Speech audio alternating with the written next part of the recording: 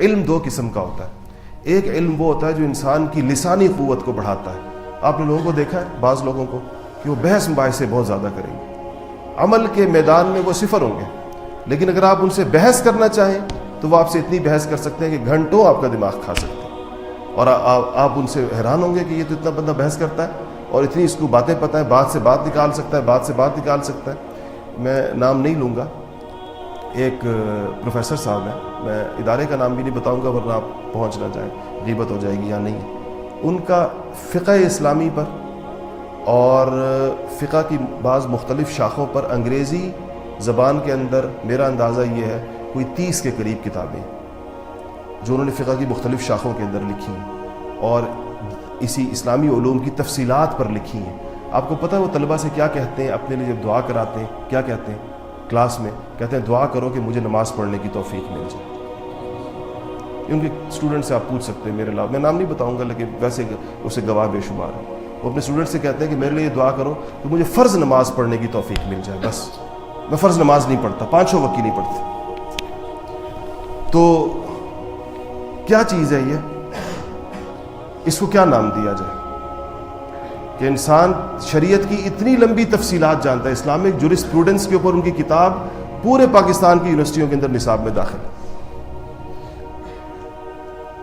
وہ فقہ کی اور شریعت کی اتنی تفصیلات جانتا ہے لیکن فرض نماز کی توفیق نہیں, جو ایک عام مزدور کو بھی وہ توفیق ہوتی ہے, ایک عام دیہاتی کو. یہ جو دیہاڑی دار مزدور ہے جو بیچارہ لکھ نہیں سکتا, ناخواندہ ہے, ان پڑھ ہے, لیکن آپ دیکھیں نماز کا وقت آئے گا یہ اپنے بیلچے سارا کچھ چھوڑ چھاڑ کے وضو کر کے مسجد کی طرف چل پڑتے.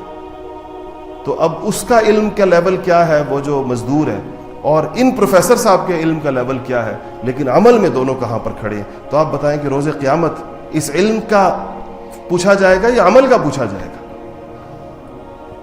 اللہ جل شانہ کتابوں کی تفصیلات پوچھیں گے کہ بتاؤ بھائی تم نے کتنی کتابیں لکھی, یا یہ پوچھیں گے میاں تم نے نماز پڑھی یا نہیں پڑھی, تم نے روزہ رکھا یا نہیں روزہ رکھا. تو یہ تو ایک, ویسے میں نے آپ کو اس طرح کی مثال دی جس پر مجھے بہت عبرت ہوتی ہے ہمیشہ, اور بہت ہی زیادہ ہوتی ہے, اور میں دعا بھی ان کے لیے کرتا ہوں کیونکہ ان کی عمر اب 70 سال سے بھی زیادہ ہو چکی ہے.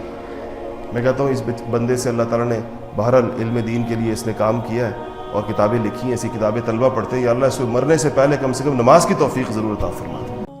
جمال الوجود بذكر الإله وتصفو الحياة بنور هدى.